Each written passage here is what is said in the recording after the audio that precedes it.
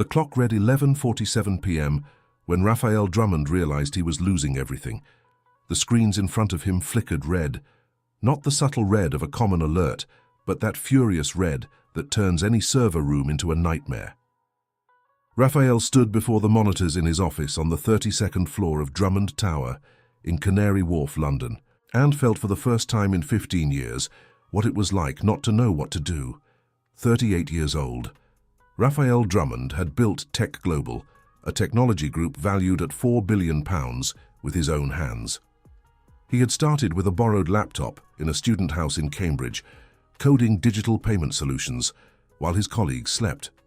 Every line of code, every meeting, every investor's rejection he had turned into determination formed the foundation of that empire. He now watched collapse in an October dawn. In less than 18 hours, the signing of the merger with the Sterling Group would change Tech Global's history. £2 billion, the largest operation in the national technology sector that year. Raphael had spent 8 months building that negotiation, sleeping 4 hours a night, giving up weekends, his son, the vacation he had promised to take for 3 years.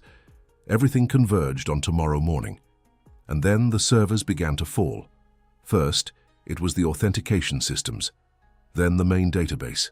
Next, in a cascade that Raphael watched with growing horror, all executive accounts were blocked, backups began to be overwritten, and security logs erased. It was surgical. It was precise. It was someone who knew Tech Global's architecture very well. Marcus Avery, the chief technology officer, had spent the last 3 hours with a team of 12 engineers trying to contain the attack.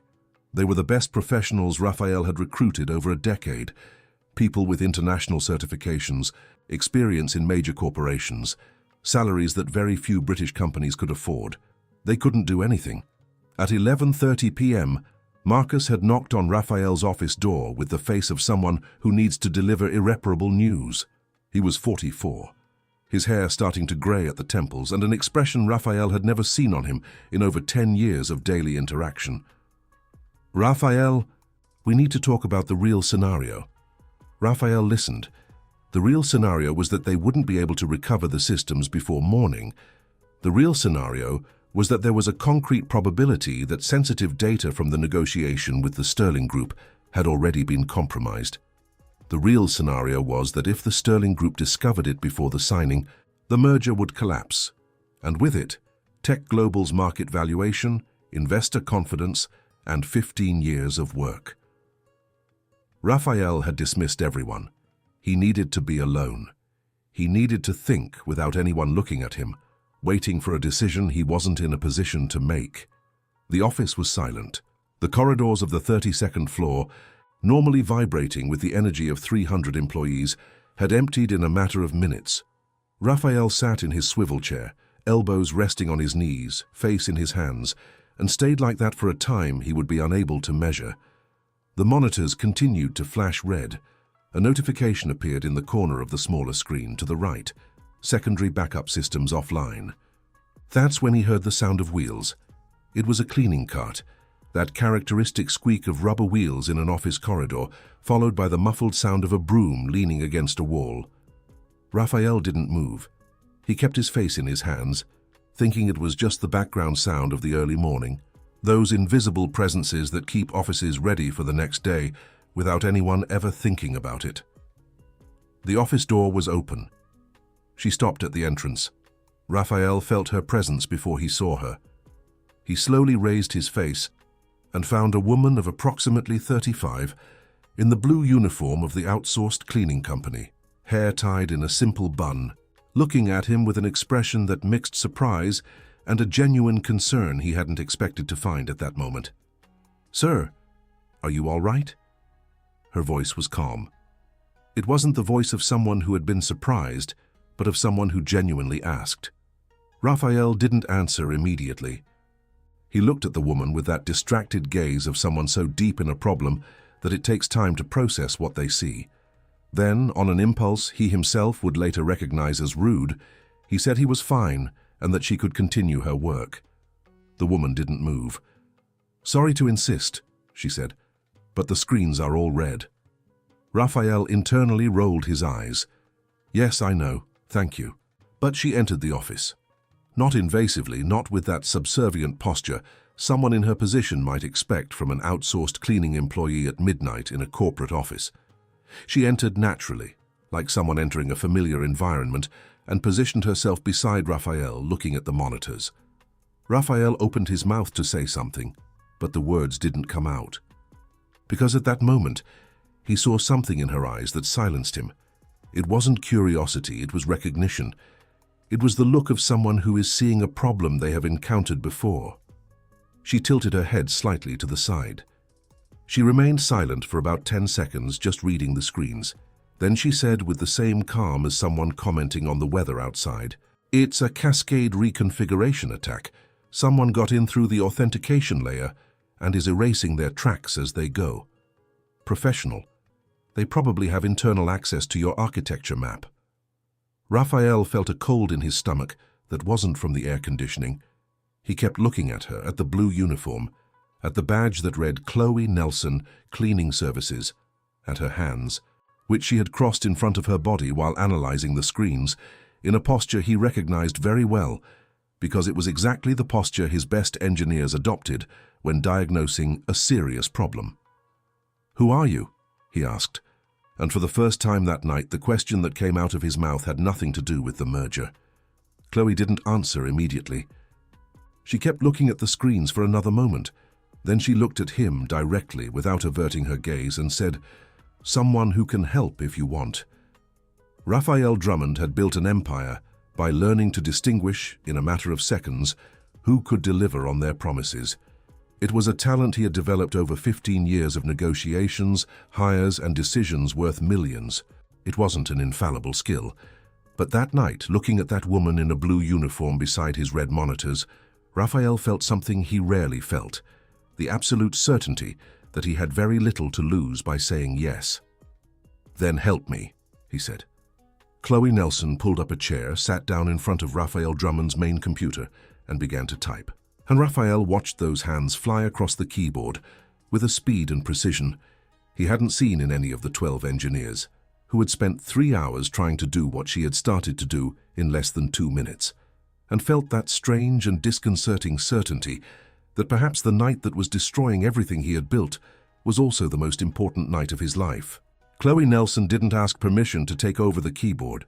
She didn't ask if she could open a new window. She didn't hesitate before the system she found. She just started. Raphael stood behind her, arms crossed, observing. It was an odd position for him.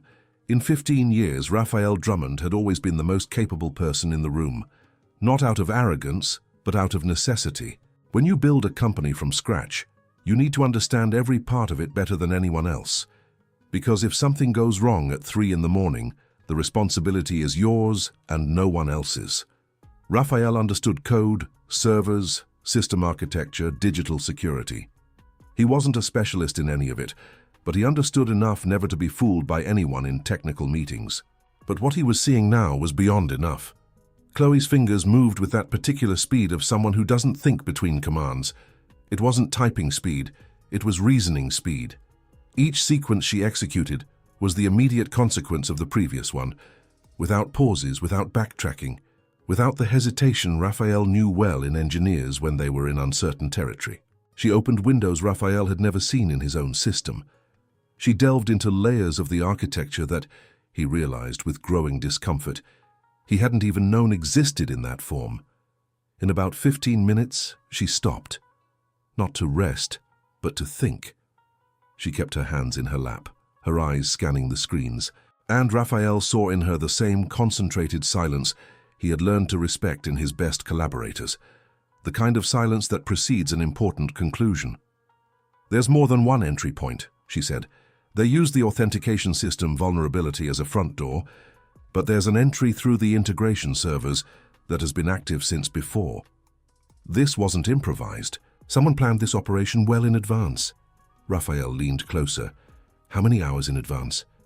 She shook her head slowly. "Not hours. Weeks. Maybe more." The silence that settled between them lasted a few seconds, but weighed like lead. Raphael pulled up a chair and sat beside her, It was the moment he needed to know more about this woman than she had told him, which was absolutely nothing. The question of who she was had hung in the air without a complete answer, replaced by the urgency of the problem before them. But now, in one of those brief intervals between a discovery and the next action, Raphael realized he needed to understand who he was dealing with. "You said you could help," he said, "and you are helping. But I need to know where this knowledge comes from." Chloe kept her eyes on the screens for a moment. Then she turned to him with an expression Raphael couldn't immediately classify.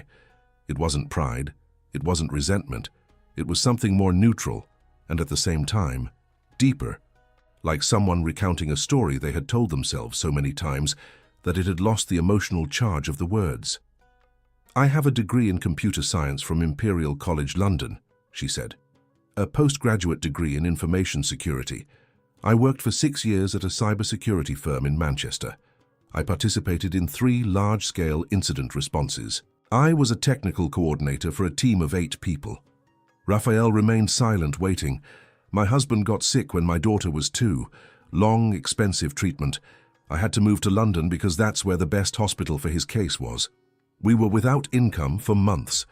A resume isn't enough when you need to pay the bills next week. This outsourced company gave me a chance. The work is at night, and it allows me to be with my daughter during the day while my mother-in-law stays with my husband at night. It's not what I planned for my life, but it's what life demanded for a while." Raphael said nothing for a moment. There was a dignity in her speech that made any comment unnecessary. Chloe hadn't told him this asking for sympathy. She had told it like someone delivering a report, with precision and without unnecessary embellishments. "Is your husband better?" Raphael asked. "He's been in remission for 6 months, still has follow-ups, but the worst is over."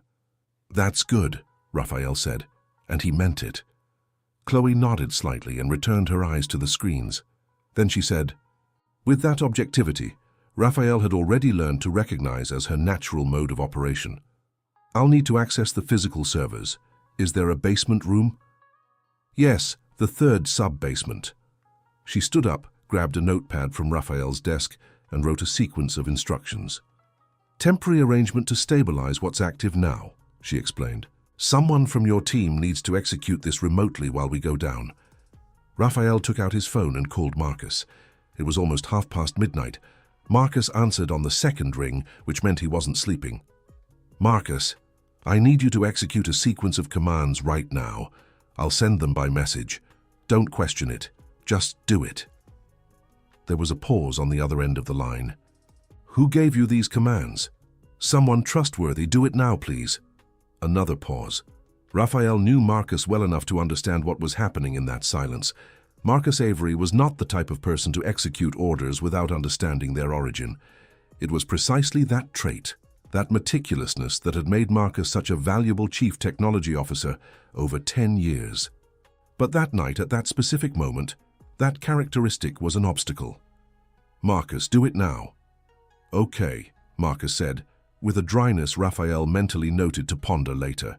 They descended together by service elevator to the 3rd sub-basement. Raphael had only been to that room a few times in recent years. Tech Global had grown so much that day-to-day operations had distanced themselves from the physical infrastructure, delegated to specialized teams. But as the elevator descended, Raphael had the feeling he was descending towards something more than servers. He was descending toward the truth of what had happened. The server room was cold, noisy, and full of blinking lights. Chloe entered without hesitation, scanned the rows of equipment with the gaze of someone reading a map, and stopped before a specific rack at the back of the room. She remained silent for a moment, then knelt on the floor and opened the lower panel with a key she found hanging on the rack itself. "I need 6 hours," she said, "and silence. You don't have to stay here. But I need no one to enter this room, and no one to try to access the systems remotely for at least the next 2 hours. After that, I'll let you know." Raphael looked at her on the floor, kneeling before the open panel, with the concentrated expression of a surgeon at the beginning of an operation, and felt something he hadn't felt in years. He felt he was in good hands. Not his own, not Marcus's, not those of any of the expensive engineers he had hired. The hands of that woman in a blue uniform who had arrived at his office pushing a cleaning cart and who now held the fate of £2 billion with the same tranquility with which she held a panel key. Raphael left the room, leaned against the corridor wall of the third sub-basement, and for the first time in hours took a deep breath. Not because the problem had been solved, but because there was someone working on it who knew what they were doing. At 3:42 in the morning, Raphael's phone vibrated. It was a message from Chloe. "You can check the screens." Raphael ran to the elevator. When he reached the 32nd floor and entered the office, the monitors that had been red and furious for hours were, one by one, returning to green. Raphael stood in the middle of the room looking at those screens and couldn't say a word. Chloe arrived a few minutes later, her uniform slightly wrinkled, a dust mark on her left sleeve, her hair still in the bun she had arrived with earlier that night. She stood beside Raphael watching the systems come back to life and simply said, "The merger can happen. The negotiation data is intact, but there's something you need to know about this attack, and it's not good news." Raphael turned to her. "Tell me." This attack was very specific. Whoever did it knew exactly where the most sensitive information was, knew the internal architecture, knew the security protocols. This didn't come from outside Raphael. It was the first time she had used his first name without a formal address. "It came from inside," she concluded, and looked at him with those direct eyes that didn't apologize for the harshness of what she was delivering. Raphael Drummond stood in the middle of the office, surrounded by green screens, his company saved and his heart broken, understanding that the greatest threat to Tech Global had not entered through the main door. It had come from within, and he still didn't know who it was. The meeting was scheduled for 9 in the morning. Raphael had slept less than 2 hours, not on the office couch, as he had done so many times in recent years, but in the swivel chair, his head slightly tilted to the side, his eyes closing from exhaustion as the green monitors around him pulsed like breath. At 7 in the morning, he had coffee in the 10th floor cafeteria with Chloe, who had spent the last hours reviewing and documenting every movement of the attack with a thoroughness Raphael found impressive even for the state of deep fatigue she must have been in. She had ordered black coffee, 2 pieces of toast, and spent half the coffee writing in a notebook she had taken from her cleaning cart bag. Raphael observed that notebook with curiosity. It was a common, spiral-bound notebook with a blue cover worn at the edges, but the pages she opened were covered in small, neat handwriting with diagrams that looked like fragments of system architecture maps. "So you carried this with you during your cleaning work?" Raphael asked. Chloe looked at the notebook and then at him. "I have a habit of writing down what I observe during shifts. This company's systems are visible on several screens on the floors I clean. Over the months, I mentally mapped the structure, not for any specific reason. It's the kind of thing my brain does on its own." Raphael looked at her for a moment. "You knew we had a vulnerability. I noticed an inconsistency in the access pattern on the 15th floor about 2 months ago," she said. "I didn't know what it was, but I recorded it because it seemed out of place." Raphael slowly placed his cup on the table. "For months you identified an irregularity in this company's systems and said nothing." Chloe met his gaze with a calmness that wasn't indifference. "I am hired to clean offices, Raphael. It's not part of my duties to report IT irregularities. Would I have been ignored?" The question hung in the air between them. Raphael knew the answer, and the answer shamed him. At 8:50, when the 32nd floor corridor began to fill with the arrival of executives for the meeting, Raphael stood before the window overlooking Canary Wharf, watching the morning traffic below. Chloe had gone up to retrieve her cart and said she would return. Raphael hadn't asked if she wanted to participate in the meeting. He had simply said, "I would like you to be there."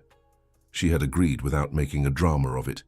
The meeting room was large, with a city view, an oval glass table, and leather chairs. Raphael had ordered coffee for everyone.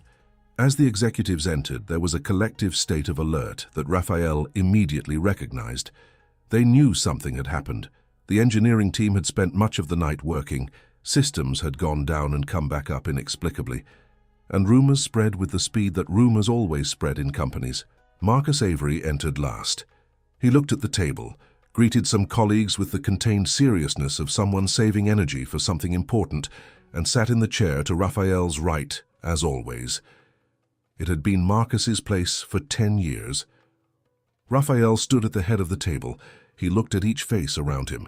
Then he said, without preamble, "This morning I want to introduce you to the person who saved our company last night." And he opened the room door. Chloe Nelson entered. She had changed out of her blue uniform into simple clothes, dark trousers, and a white blouse, which she had probably taken from the bag she carried. Her hair remained tied up, but she had washed her face and stood with that posture Raphael had noticed from the beginning, upright, calm, without the rigidity of someone defending themselves, nor the fragility of someone seeking approval. The silence that filled the room was the kind that had texture. Raphael made the introductions with the objectivity the moment demanded. He recounted what had happened, how he had been alone in the office, how Chloe had arrived, what she had identified, what she had done in the server room, and the final result. He also said, looking directly at Marcus as he spoke, that the merger with the Sterling Group was preserved, and that the signing meeting would take place that afternoon as planned. "As of today," Raphael said, "Chloe Nelson assumes the position of Director of Cybersecurity at Tech Global, reporting directly to me." The silence changed quality. It became denser. It was Marcus who broke it. "Raphael," he said, and there was a tone in that single word that Raphael knew well. It was the tone Marcus used when he was about to emphatically disagree. "Are you telling me you're going to entrust the security of this company to someone who until yesterday was cleaning the floors of this building?" The phrase fell into the room like a stone into a lake. Raphael saw the other executives settle into their chairs with that discomfort of someone in a place they didn't choose to be. He saw Chloe remain standing, motionless, with that expression that revealed nothing of what she was feeling inside. Raphael looked at Marcus for a long moment. Then he said, "I trust in results, Marcus. When you and your team couldn't contain the attack in 3 hours, she contained it in 6. When you didn't know what was happening, she did. When the company was falling, she stood firm, so yes. I trust Chloe Nelson." Marcus opened his mouth, closed it, and stared at the table. The signing meeting with the Sterling Group took place at 4 in the afternoon. Raphael had sent a technical summary of the incident to the group's CFO, with Chloe's authorization to use the report she had prepared that morning. The Sterling Group's CFO, a 50-year-old man named Julian Vance, had read the document, called Raphael, and said, "Your new Director of Security is exactly the kind of professional we need in a partner company." The signing took place as scheduled. In the following days, Chloe began to work. Raphael had arranged all the formalities with a speed that surprised the HR department, which had never processed an executive-level hire in less than 24 hours. There was an office available on the 28th floor that Raphael had ordered prepared. Chloe had only asked for a computer with specific configurations, a second screen, full access to the systems, and a list of senior engineers available for a meeting. What she found in the meeting was polite on the surface and cold underneath.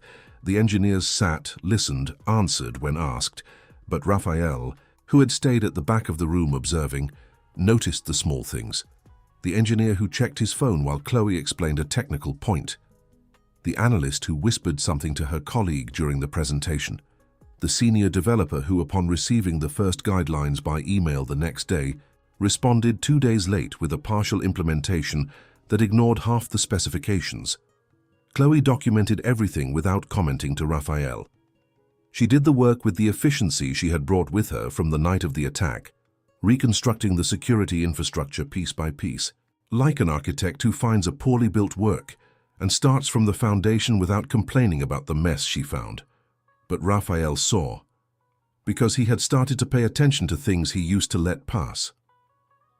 It was on a Wednesday afternoon, 3 weeks after the merger, that Raphael called a general meeting with the entire technical team, 240 people in the 20th floor auditorium. Raphael had always liked that room, for the light that entered through the side windows in the late afternoon, for the acoustics that made any voice clearer. He stood on the stage and said, without mincing words, that he had noticed a pattern of resistance regarding the new Director of Security that did not align with the company's values. He said that Chloe's results in the first 3 weeks were objectively superior to any security indicator Tech Global had recorded in the last year. He said that leadership is not a question of where someone started, but of where someone is capable of leading others. And he said, looking at the packed room, that whoever could not work with genuine respect under that leadership was free to look for another place where they felt more comfortable. No one said anything. The following week, the engineer who had delayed Chloe's implementations was the first to appear at her office door with a technical question that could easily have been sent by email. It was the beginning of something. Chloe never commented to Raphael about that meeting in the auditorium, but one afternoon when the two were working together on a review of an access protocol, she looked up from the screen and said in passing, as if mentioning a trivial observation, "Thanks for the auditorium." Raphael replied that he had done what needed to be done. Chloe returned her eyes to the screen and said without looking at him, "That's exactly the kind of thing that distinguishes a leader from a person who holds a leadership position." Raphael remained quiet, feeling the weight of those words more than she had probably intended, because he knew deep down that there had been people around him for many years who deserved to have heard that much earlier, and that he had failed to recognize them. As he thought about this, a discreet alert appeared in the corner of Chloe's screen. She frowned slightly, leaned closer to the monitor and remained silent for a moment. Then she said, with the calm Raphael had learned to recognize as a sign that something serious had emerged, "Raphael, there's something here that I need to investigate further before I tell you. Give me a few days." Raphael nodded, but felt that familiar cold in his stomach, because Chloe's tone at that moment was exactly the same tone she had used on the night of the attack, when she said there was something he needed to know and that it wasn't good news. Chloe asked for 5 days. Those were 5 days during which Raphael observed the company from the outside, like someone walking through a house without turning on the lights, because they preferred not to see what might be in the corners. He had suspicions since the night of the attack, since the moment Chloe had said it had come from within. But suspicion is different from certainty, and Raphael had spent years learning that certain conversations can only be had when you have more than an impression in your hands. So he waited. In those 5 days, Tech Global pulsed with the energy of a company that had survived a crisis and emerged stronger. The merger with the Sterling Group had been reported in the country's leading business publications. The company's market value had risen 13% in 2 days. Investors who had been waiting during the negotiation confirmed their contributions. The product team had launched an important update to the payment system that generated positive repercussions on social media. On the outside, everything seemed perfect. But Raphael knew in that part of himself he had learned not to ignore that the story was not yet over.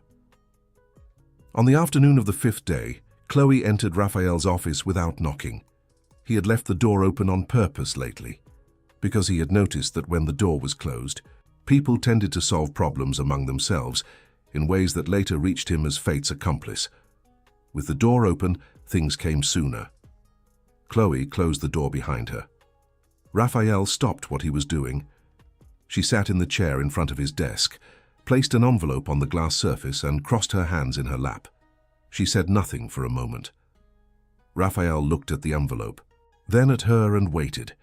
He had learned that Chloe Nelson never wasted time with introductions when she had something important to say. When she was silent, it was because she was choosing how to say it, not delaying the decision to say it. "Raphael, what's in this envelope needs a careful conversation. I spent 5 days checking and rechecking because I didn't want to be wrong. I did it 3 times. There is no room for doubt." Raphael nodded. "Over the last 92 days, a set of irregular accesses to our development servers and intellectual property repository has been systematically and deliberately executed. These accesses were masked in a sophisticated manner, but not enough to fool proper retrospective monitoring. The pattern indicates file transfers to an unauthorized external server. The files include source code for 3 of our main products, internal security protocols, and, more seriously, complete documentation of the negotiation with the Sterling Group from the beginning." Raphael felt her voice reaching his ears, as if from a very distant place. He opened the envelope slowly. It was a 14-page technical report, with screenshots of logs, timestamps, traced IP addresses, transfer maps. The language was precise, each line documented with the rigor he had learned to expect from Chloe. And then he reached page 7. The name was in the middle of a technical paragraph like any other data in the report. There was no arrow pointing to it, no special emphasis. It was just a name in a report. But Raphael stood on that page for a long time, reading and rereading those letters, as if repetition could change what was written. Marcus Avery. Raphael placed the report on the table. He looked out the window. Outside, the late afternoon in Canary Wharf had that orange light Raphael had always found beautiful. The light that transforms buildings into something that seems softer than it really is. 10 years, Raphael said, more to himself than to Chloe. She didn't answer immediately. 10 years he's been here. He was one of the first I hired. He was in everything. Every important decision of this company, Marcus was in the room. Every crisis, every growth, every achievement. He was by my side. I know, Chloe said. That's why it took me 5 days. Raphael stood up, went to the window, turned his back to her. Questions cascaded, as they always do when a painful certainty settles in. How long had Marcus planned this? Why? Was there something Raphael had done or failed to do that had led the man he most trusted to act this way? Were there signs he had ignored? Were there moments when Marcus had tried to say something and Raphael had just moved on? The second question hurt the most. Chloe waited. It was something she did very well, Raphael had noticed. She let people come to their own conclusions without trying to rush them. There was a patience in her that was not passivity. It was respect for the pace of others. When Raphael turned around, he had made a decision, not that reactive, emotional decision that arises from the immediate anger of betrayal. It was a cold, calculated decision. The kind he had learned in difficult years is the only one that produces the right result. I want to catch him in the act, Raphael said. I don't just want proof on paper, I want it to be undeniable. Chloe nodded as if she had been expecting exactly that. I've already thought of a way to do it, she said, but it requires your active participation and a willingness to pretend nothing happened for a few more days. Raphael looked at her. Tell me. Chloe's plan was elegant in its simplicity. She would create a parallel system on Tech Global's servers, visible to anyone with Marcus's access, containing a package of fictitious strategic documents. The package would include what appeared to be the planning for a revolutionary new product with detailed financial projections, as well as internal communication, suggesting a second round of negotiations with a new international partner. All false, all constructed with enough detail to be irresistible to someone collecting information for a rival company. If Marcus accessed that package, the system would record the access with a unique digital watermark. If he transferred the files to the external server, the watermark would travel with them, leaving a trail that would lead them directly to the destination. Isn't that an illegal trap? Raphael asked. We're not forcing anyone to do anything, Chloe replied. We're just placing information where the person was already looking. The action is completely voluntary. Raphael remained silent for a moment. Then he said, How long? 3 days, maybe 4. If he's still active, he'll access it as soon as he realizes there's something new and valuable available. During those next 3 days, Raphael experienced the most uncomfortable period of his professional career, sitting next to Marcus in meetings, having coffee with him, returning his smile with a smile, listening to Marcus comment on the future of the company with that calm, confident voice Raphael had admired for a decade, knowing what he knew and maintaining a neutral expression. On the second day, sitting in a planning meeting, Raphael looked at Marcus making notes on his tablet and had a thought that disturbed him. I don't recognize this person anymore. And the most painful part was not knowing if Marcus had changed or if Raphael simply had never looked closely enough. On the afternoon of the third day, Chloe entered Raphael's office with a different look, not the grave look of someone delivering bad news. It was something closer to the resolution of someone who had reached the end of a process. The trap worked, she said.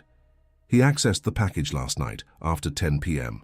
He transferred everything to the external server at 11:14 p.m. I traced the connection.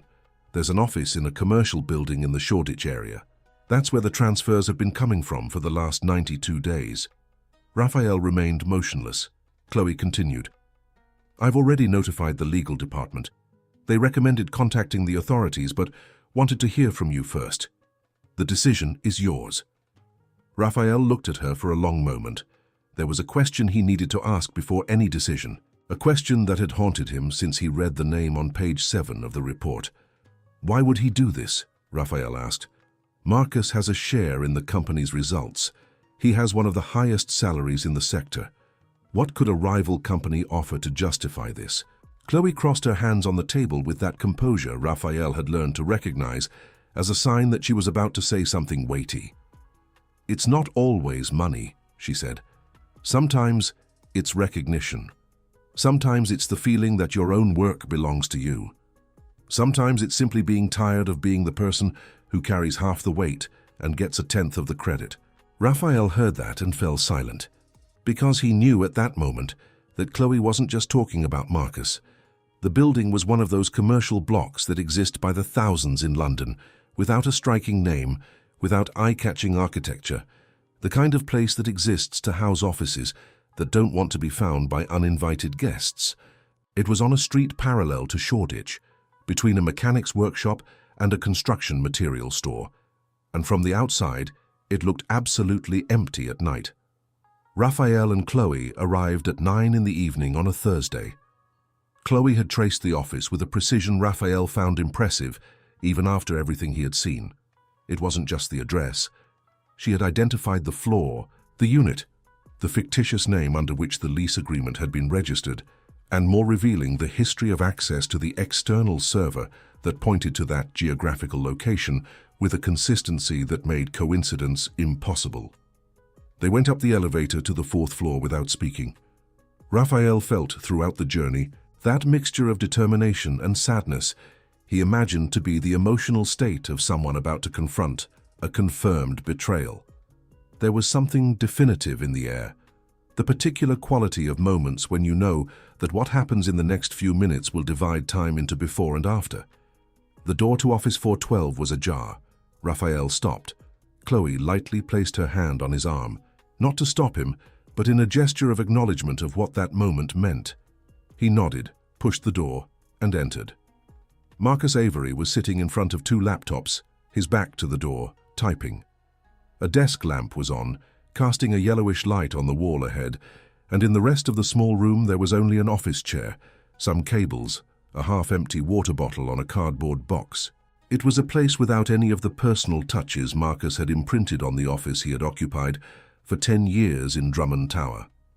It was the kind of space someone uses when they don't plan to stay. Marcus heard the footsteps and turned around. What Raphael saw on the man's face at that moment was something that would stay with him for a long time. There was no panic. There was no desperate expression of someone caught red-handed. There was a kind of relief, or something very close to it, as if a part of Marcus Avery had, for a long time, been waiting for that moment. "It took longer than I thought," Marcus said. Raphael entered the office. Chloe stood on the doorstep. Raphael pulled a chair that was leaning against the wall and sat in front of Marcus, with the distance of a low table between them. He remained silent for a moment, looking at the man who had been his right hand, his technical confidant, his partner in more decisions than he could count. "Why, Marcus?" Raphael asked, and there was a simplicity in the question that was worth more than any accusation. Marcus carefully closed both laptops. He kept his hands on them, as if they were objects that needed protection, or as if that gesture gave him time to organize what he was about to say. "Because there comes a point," he said, "when you realize that what you built has no trace of your name anywhere." Raphael listened. 10 years, Raphael. 10 years I designed every technical decision in this company, every system you use to process payments. I chose the architecture. Every security protocol that existed before Chloe I created. Every time you appeared in an interview talking about Tech Global's technology, I was in the next room preparing the data you were going to present. And I never cared about it. You know why? Because I believed there was an understanding between us, that you knew what I did, and that at the right time, it would be recognized in a way that made sense. Raphael did not avert his gaze. The dynamic changed when you started preparing the merger with the Sterling Group, Marcus continued. 8 months of negotiation, I was in all the technical meetings. I did the entire due diligence report for the infrastructure. When the Sterling Group's CFO asked me about a specific system in a meeting, you answered before me. It wasn't malicious, I know, you didn't even notice, but I did. And I realized that in that environment I was invisible, not for tasks, never for tasks, but for recognition. Marcus paused. When the rival company contacted me 6 months ago, the first thing they offered me wasn't money. It was a position where my name would be on the door. Literally. The contract said, Marcus Avery, Director of Architecture and Innovation. My name. On the plaque. The room fell silent for a moment that lasted longer than the seconds indicated. Raphael took a deep breath. He could feel the weight of Marcus's confession settling upon him, not as an accusation, but as a mirror. There was a particular cruelty in it because Raphael knew Marcus wasn't lying. He knew because there were memories, specific and concrete, of moments when he could have acted differently. The interview in The Economist, where the reporter had asked about the payment platform and Raphael had answered without mentioning Marcus once, the industry award event where Raphael had gone on stage alone to receive recognition for technology Marcus had entirely architected. The email Marcus had sent 3 years ago suggesting an adjustment to his job title, and to which Raphael had replied saying they would discuss it at the next performance review and never brought it up again. But I made a mistake in the path I chose, Marcus said, and there was a seriousness in his voice that sounded different from the rest. I could have come to you and told you what I was feeling. I chose not to. I chose an exit that harmed you, the company, the people who work here. I won't apologize for it tonight because an apology here doesn't have the weight it needs to have. But I want you to know that the other company's cyber attack went beyond what I knew would happen. I passed information. I did not authorize the attack. Raphael looked at him for a long moment. There was a difference between those two things, he knew, a difference that mattered legally and humanly, but it didn't make the betrayal any less. There are other infiltrators, Marcus said after a pause. Not in this company, but in other competitors. Their operation is broader. If you cooperate with the authorities and I collaborate, we can dismantle a considerable part of it. Chloe, who had been silent on the doorstep from the beginning, simply said, The authorities are already on their way. Marcus nodded, as if it were no surprise. In the next 40 minutes, as they waited, the three remained in a silence that had several layers. Raphael stood by the small window of Office 412, looking at the street below without really seeing anything, revisiting a version of Tech Global's history, where he had paid more attention to the people around him than to the numbers on the screens. He wondered how many other stories like Marcus's had happened without him noticing. Chloe sat in a leaning chair, her blue notebook open in her lap, making notes. Raphael looked at her at one point and thought there was a silent irony in that scene. The person who had arrived at his company pushing a cleaning cart was now the calmest in the room on a night of crisis, while a 10-year executive awaited the consequences of a decision he had made because he felt invisible. When the men from Tech Global's compliance team arrived with 2 lawyers and a representative of the competent authority, Marcus went with them with the same strange serenity with which he had received Raphael and Chloe at the door. As he left the building, he paused for a second, turned to Raphael and said, You didn't make a mistake hiring Chloe. You made a mistake not seeing what was around you before. But it seems you're correcting that. Raphael stood on the pavement, watching the car drive away, unable to respond. Chloe stood beside him. After a moment, she said, What will you tell the press? Raphael looked at her. The truth, he said. Exactly what happened. Chloe nodded slowly. That could be complicated. It could. But it's the only path that won't make me lose what's left. They stood on the pavement for a while longer, in no hurry to go anywhere, as London continued around them with the particular indifference of a big city that has seen everything and stops for nothing. And Raphael thought that something important was forming at that moment, not the resolution of a crisis, but the beginning of an understanding that had taken 15 years to arrive and that no billion-pound merger had been able to buy. The news broke on a Friday morning. Raphael had spent 2 days working with the legal and communications team to draft Tech Global's public statement. There were 2 ways to handle it. The way companies usually chose: minimize, fragment information, let as little as possible get out to the press, and hope the news cycle passed quickly, or the way Raphael had decided to adopt after that pavement on the street parallel to Shoreditch. The truth. Complete, organized, and without defensive embellishments. The statement said that Tech Global had identified, through the work of its director of cybersecurity, a corporate information leakage scheme involving a former senior executive. It said that authorities had been notified that the company was fully cooperating with investigations and that the referred employee had been terminated. It also said that the operation had been dismantled before causing damage to the company's clients or partners, and that the merger with the Sterling Group remained full and active. And it said something Raphael had insisted on including, against the initial advice of 2 of the 3 lawyers on the team, that the company recognized that the internal environment had failed to adequately value the contributions of essential members of its technical team, and that this failure had created conditions for an employee to feel invisible enough to make decisions that harmed everyone. That this would be treated as an institutional priority in the following months. That paragraph generated more repercussions than all the rest of the statement. The Internet, which normally reserves its attention to corporate crises to amplify scandal, did something different with that paragraph.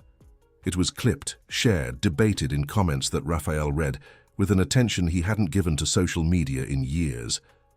There was something in that public admission of institutional failure that touched a collective wound of those who work in companies and feel their work is invisible. The messages that arrived at Tech Global's profile mixed genuine support with personal accounts from people who had never had anything to do with that company, who simply recognized themselves in the story. Julian Vance, CFO of the Sterling Group, called Raphael that Friday afternoon. "I read the statement," he said. "I've done difficult things in my career, but I've never publicly admitted that I failed as a leader. That took courage." Raphael said it had taken something different from courage. It had taken someone to show him that the price of not speaking was higher. In the months that followed, Tech Global underwent a transformation that Raphael had begun with discomfort and completed with conviction. A program for recognizing technical contributions was implemented, with names publicly linked to the products and decisions they helped build. Performance reviews began to include a section dedicated to visibility. Each manager had to formally document how they had made their team's work visible to the rest of the company. It wasn't perfect, but it was different. Chloe Nelson became one of the most respected leaders in the company, with a speed that surprised even those who had already learned not to underestimate her. It wasn't just her technical competence, which everyone had recognized early on, sometimes grudgingly. It was the way she led people. Chloe had a habit of giving credit aloud, specifically and publicly, to each team member who had contributed to a result. It was such a natural habit for her that, when Raphael commented on it in a casual conversation, she said she had learned it the most painful way possible, by knowing what it feels like when it doesn't happen. Chloe's husband, Fabian, had finished his medical follow-up in February, 9 months after the night of the attack. Their daughter, Beatrice, was 5 years old and had received a bicycle for her birthday that Chloe had bought with the 3rd installment of her first salary from the new position. Raphael knew this not because Chloe had told him, but because he saw the photo in the internal team group, the girl in front of the blue bicycle with a smile that took up half her face, and Chloe beside her with that expression he had learned to recognize as her version of euphoria, a small smile and eyes shining more than usual. Tech Global's new research center was inaugurated 8 months after the night of the attack. It was a separate building from the main tower, on land the company had acquired in Islington. 3 floors dedicated to research and development, with laboratories, collaboration spaces, and a technical library that had been Chloe's idea, who believed that physical learning environments produced results that digital environments could not entirely replicate. Raphael had invited Chloe to see the space before the official ceremony, on a Saturday morning, when the building was still being prepared for the next day's event. Just the 2 of them, on an unscheduled visit, the kind of thing they had developed a habit of doing when there was something important to be said, without the structure of a formal meeting around them. They walked through the corridors of the 1st floor, through the laboratories of the 2nd, through the library on the 3rd that smelled of new paint and wood. Raphael showed the spaces with a certain care, commenting here and there, But Chloe realized early on that there was something different about this tour. There was a direction, a destination. In the corridor connecting the laboratories to the library, there was a plaque. Chloe stopped in front of it. It was a simple, elegant brushed metal plaque, affixed to the wall at eye level. It read, Chloe Nelson Research Center. And below, in a smaller font, because extraordinary people are where no one looks. Chloe stood before that plaque for a time. Raphael didn't try to fill with words. She ran her fingers over the metal, slowly, as if to make sure it was real. Then she wiped her eyes with the back of her hand in a quick, undramatic gesture, which she would immediately make seem like something else if anyone asked. But Raphael saw. Raphael, she said without turning yet. Chloe, this is too much for a plaque. It's not enough for what you did. She turned finally. She had that expression Raphael had learned to read over months. The expression of someone who is feeling more than they will show, and who considers this a matter of principle, not coldness. Raphael took a small box from his pocket. It wasn't an extravagant box. It was a simple cardboard box, the kind a small jewelry store uses to hold something with more emotional than monetary value. He opened it slowly and extended it toward Chloe. Inside was a simple ring, discreet gold, no stone, with a line engraved on the inside that Chloe had to tilt to read. They were the geographical coordinates of the 32nd floor office in Drummond Tower, the place where they had met for the first time.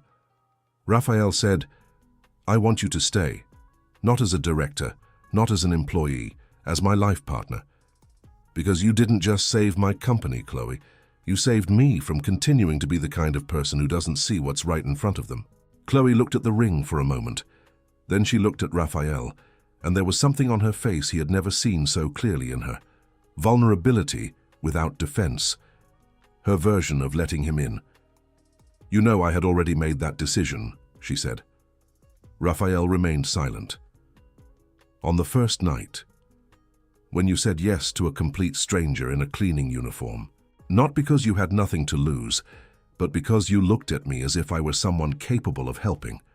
Do you know how long it had been since anyone had looked at me like that?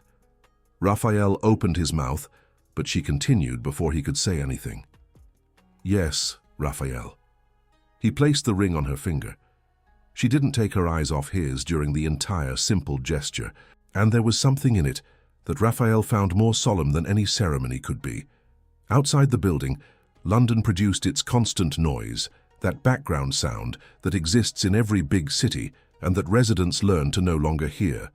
The morning sun entered through the wide windows of the corridor, falling on the metal plaque Chloe had touched with her fingers, making it shine subtly. The kind of shine that doesn't need to call attention because it exists by itself. This story had begun with a cleaning cart squeaking in an empty corridor near midnight, with a man with his back to the door, elbows on his knees, face in his hands, watching the collapse of everything he had built. With a woman who entered uninvited because she realized there was something she could do, and chose to do it. And it had ended the only way stories like this can end, when people choose the harder path, which is the true path, with everyone more whole than they had begun. Not because life had spared anyone from suffering, but because none of them had wasted what suffering had taught. End of story. If Chloe and Raphael's journey touched something in you, know that I believe every human being carries a story that deserves to be told, and that the most extraordinary people are sometimes in places where no one thinks to look.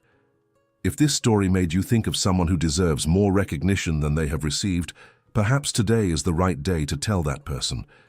If you want to continue finding stories like this, that blend emotion, suspense, and that truth we feel in our chest even before we can name it, subscribe and hit the bell so you don't miss the next chapters of new journeys.